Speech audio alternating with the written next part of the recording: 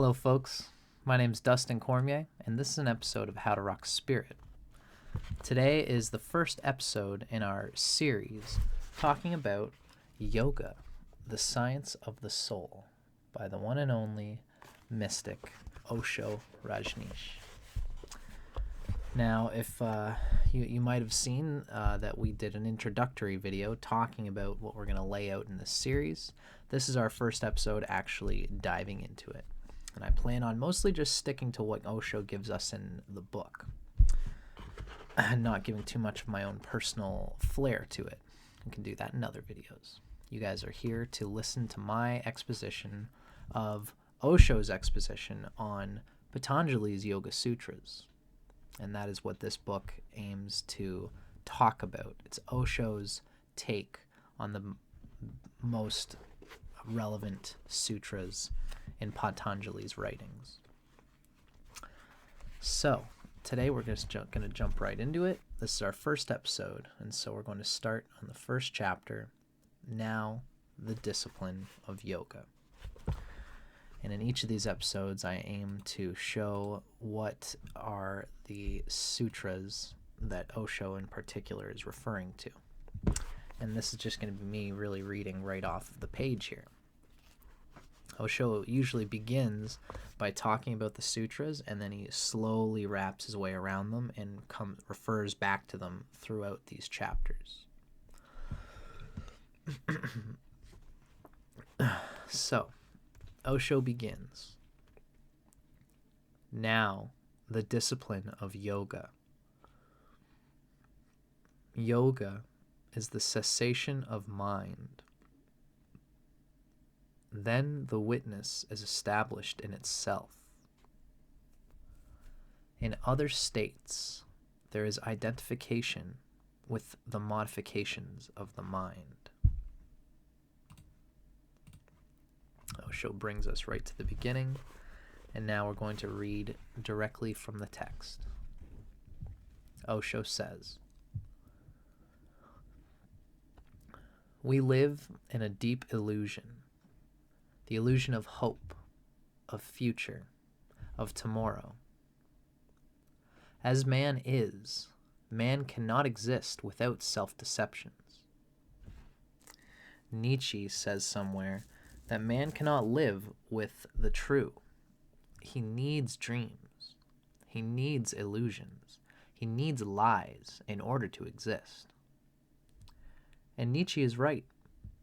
As man is, he cannot exist with the truth. This has to be understood very deeply, because without understanding it, there can be no entry into the inquiry that is called yoga. The mind has to be understood deeply.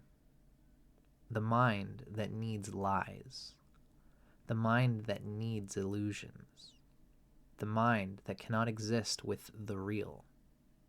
The mind that needs dreams. You are not dreaming only during the night. Even while awake, you are dreaming continuously. You may be looking at me. You may be listening to me. But a dream current goes on within you.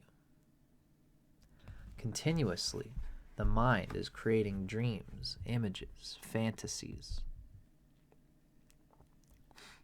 Now, scientists say that a person can live without sleep, but not without dreams.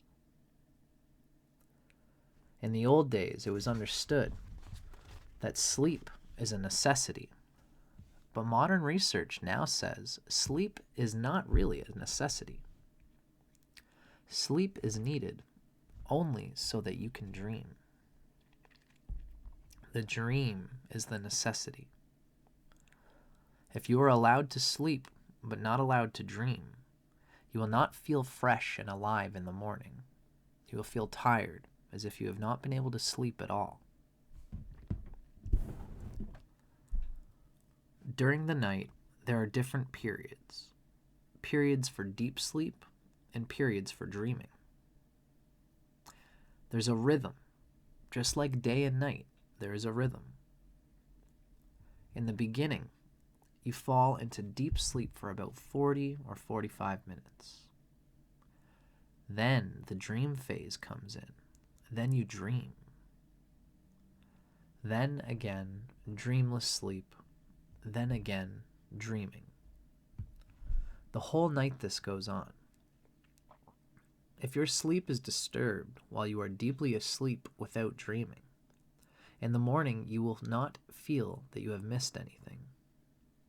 But while you are dreaming, if your dream is disturbed, then in the morning you will be completely tired and exhausted. Now, this can be known from the outside. If someone is sleeping, you can judge whether he is dreaming or asleep. If he is dreaming, his eyes will be moving constantly, as if he is watching something with closed eyes. When he is fast asleep, the eyes will not move. They will remain steady. So if your sleep is disturbed while your eyes are moving, in the morning you will feel tired. While your eyes are not moving, your sleep can be disturbed, and then in the morning you will not feel anything is missing. Many researchers have proved that the human mind feeds on dreams, that dreaming is a necessity, and that a dream is a total auto-deception. And this is not only so in the night. While awake, the same pattern also follows. Even during the day, you can notice it. Sometimes there will be dreams floating around in the mind. Sometimes there will be no dreams. When there are dreams, you might be doing something, but you will be absent. Inside, you are occupied. For example, you are here. If your mind is passing through a dream state, you will listen to me without really listening at all, because your mind will be occupied within. If you are not in a dreaming state, only then can you listen to me. Day and night, the mind goes on, moving from no dream to dream, then from dream to no dream again. This is an inner rhythm. Not only do we continuously dream, in life we also project hopes into the future. The present is almost always a hell. You can endure it only because of the hopes that you have projected into the future. You can live today because of the tomorrow. You are hoping something is going to happen tomorrow. Some doors to paradise will open tomorrow. They never open today. And when tomorrow comes, it will not come as a tomorrow. It will come as a today.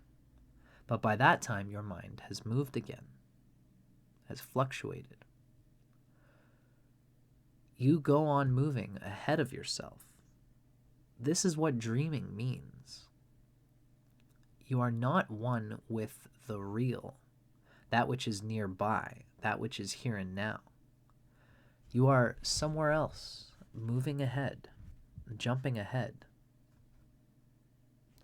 And that tomorrow, that future, you have named it in so many ways. People call it heaven. Some people call it moksha, liberation.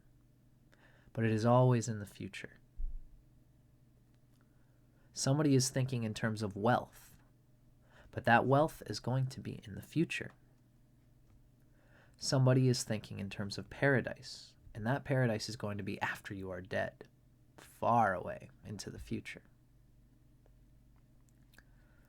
You waste your present for that which is not. This is what dreaming means.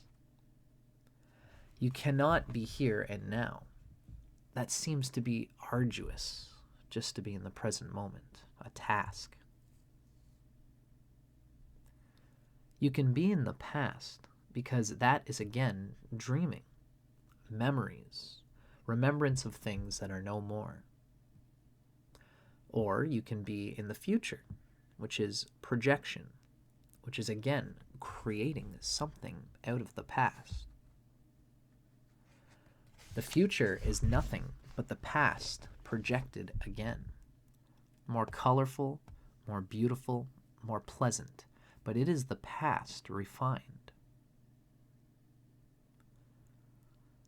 You cannot think of anything other than the past. The future is nothing but the past projected again, and both are not. Both do not exist. The present is, but you are never in the present. This is what dreaming means. And Nietzsche is right when he says that man cannot live with the truth. Mankind needs lies. They live through lies. Nietzsche says that we go on saying we want the truth, but no one wants it. Our so-called truths are nothing but lies, beautiful lies. No one is ready to see the naked reality. This mind cannot enter on the path of yoga, because yoga means a methodology to reveal the truth. Yoga is a method to come to a non-dreaming mind. Yoga is the science to be in the here and now. Yoga means now you are ready not to move into the future. Yoga means you are ready now not to hope, not to jump ahead of your being. Yoga means to encounter the reality as it is. So you can enter yoga or the path of yoga only when you are totally frustrated with your own mind as it is. If you are still hoping that you can gain something through your mind, yoga is not for you. A total frustration is needed. A revelation that this projecting mind is futile, that the mind that hopes is nonsense and leads nowhere. It simply closes your eyes. It intoxicates you. It never allows reality to be revealed to you. It protects you against reality. Your mind is a drug. It is against that which actually is. So, unless you are totally frustrated with your mind, with your way of being, with the way you have existed up to now, if you can drop that, if you can drop this mind unconditionally, then you can enter the path, if you dare. So many become interested, but very few enter. Your interest may be just because of your mind. You may be hoping that now, through yoga, you may gain something. But the achieving motive is there. You might become perfect through yoga. You might reach the blissful state of perfect being. You might become one with the universal. You might achieve enlightenment. This may be why you are interested in yoga. If this is the cause of your interest, then there can be no meeting between you and the path that is yoga. In that case, you are totally against it, moving in a totally different dimension, in the dimension of hope and projection. Yoga means that now there is no hope. Now there is no future. Now there are no desires.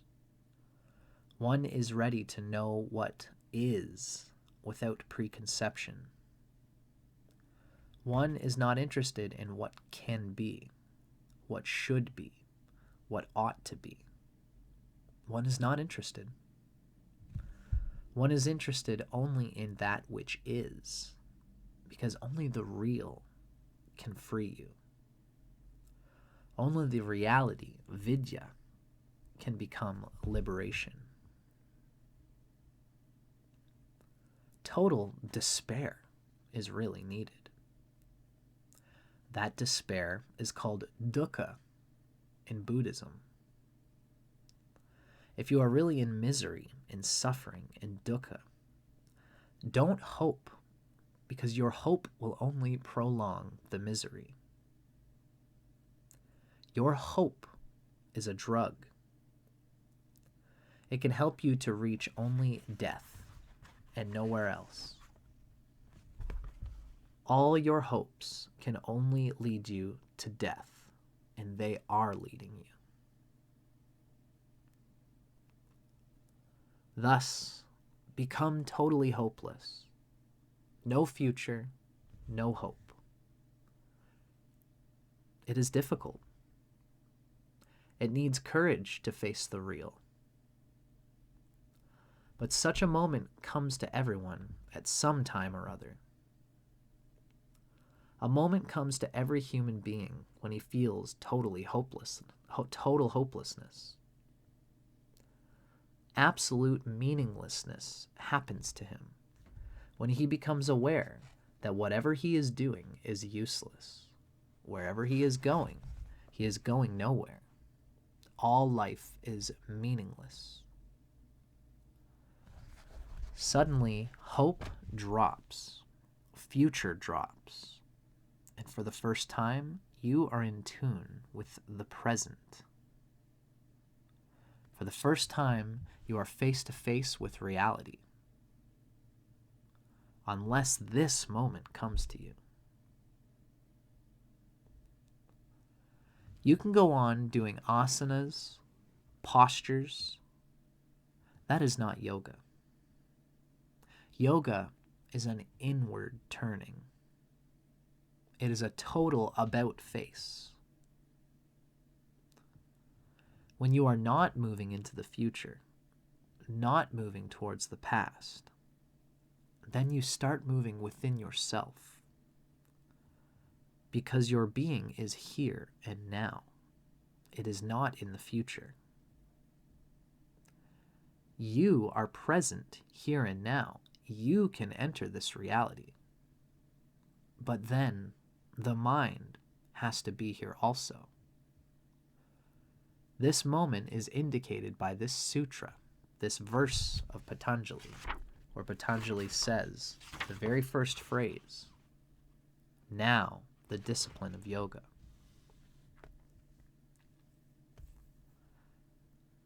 Before we talk about this first sutra, a few other things have to be understood. First, yoga is not a religion. Remember that. Yoga is not Hindu. It is not Mohammedan. Yoga is a pure science, just like mathematics, physics, or chemistry. Physics is not Christian. Physics is not Buddhist. Even if Christians have discovered the laws of physics, physics is not Christian. It is just accidental that Christians came to discover the laws of physics. Physics is just a science. Yoga is a science. It is just an accident that Hindus discovered it. It is not Hindu. It is a pure mathematics of the inner being. So a Mohammedan can be a yogi. A Christian can be a yogi. A Jain or a Buddhist can be a yogi. Yoga is pure science. And Patanjali is the greatest name as far as the world of yoga is concerned. This man is rare. There's no other name comparable to Patanjali. For the first time in history of humanity, this man brought religion to the state of a science. He made a religion a science, bare laws. I should say what this says is he made religion a science. bare laws. For yoga, no belief is needed. So-called religions need beliefs. There's no other difference between one religion and another. The difference is only of beliefs. A Mohammedan has certain beliefs, a Hindu certain others, a Christian certain others. The difference is of beliefs. Yoga has nothing as far as belief is concerned. Yoga doesn't say to believe in anything. Yoga says, experience. Just like science says experiment, yoga says experience. Experiment and experience are the same, just their directions are different. Experiment is something that you can do outside. Experience is something you can do inside. Experience is an inside experiment. Science says, don't believe. Doubt as much as you can. But also, don't disbelieve, because disbelief is again a sort of belief. You can believe in God, or you can believe in the concept of no God. You can say God exists with a fanatical attitude, or you can say quite the reverse, that God does not exist, with the same fanaticism. Atheists, theists, all are believers, and belief is not the realm for science. Science means the experience of something, of that which is. No belief is needed.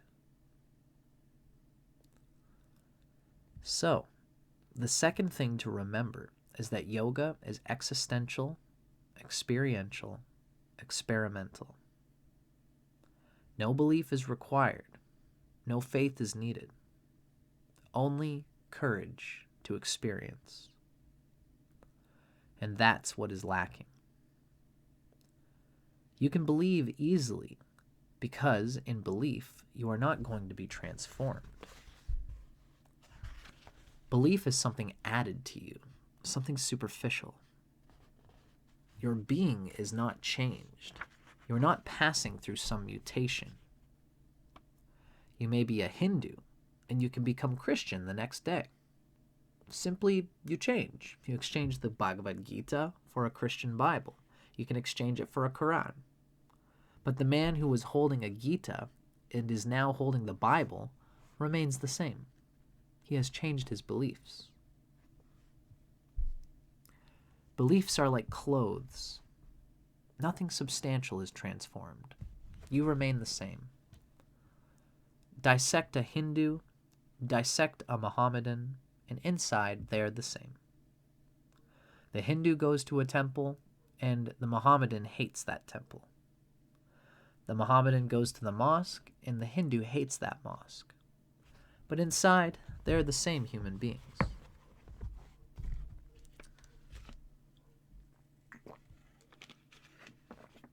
Belief is easy because you are not required to really do anything. It's just a superficial dressing, a decoration, something that you can put aside at any moment you like. Yoga is not belief. That's why it is difficult, arduous, and sometimes it seems impossible. It is an existential approach. You will come to the truth not through belief, but through your own experience, through your own realization. That means you will have to be totally changed. Your viewpoints, your way of life, your mind, your psyche has to be shattered completely as it is. Something new has to be created. Only with that new will you come in contact with reality. So yoga is both a death and a new life. As you are, you will have to die. And unless you die, the new cannot be born. The new is hidden from you. It is hidden in you. You are just a seed for it, and the seed must fall down and be absorbed by the earth. The seed must die. Only then will the new arise out of you. Your death will become your new life. Yoga is both a death and a new birth. Unless you are ready to die, you cannot be reborn. So it is not a question of just simply changing beliefs. Yoga is not a philosophy.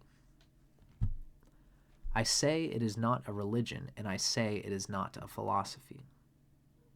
It is not something you can think about. It is something you will have to be. Thinking won't do. Thinking goes on in your head. It is not really deep into the roots of your being. It is not your totality. It is just a part, a functional part. It can be trained. And you can argue logically. You can think rationally.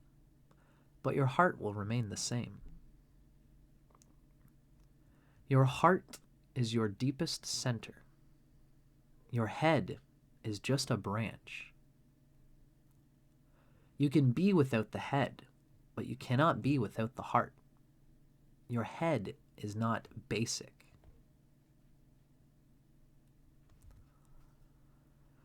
Yoga is concerned with your total being, with your roots.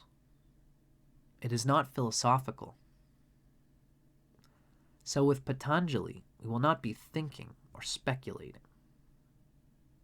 With Patanjali, we will be trying to know the ultimate laws of being, the laws of its transformation, the laws of how to die and how to be reborn again, the laws of a new order of being.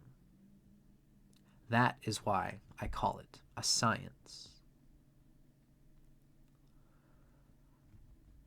Patanjali is rare. He is an enlightened person, like Buddha, like Krishna, like Christ, like Mahavira, Muhammad, Zarathustra. But he is different in one way. Buddha, Krishna, Mahavira, Zarathustra, Muhammad, none of them has a scientific attitude. They are great founders of religions.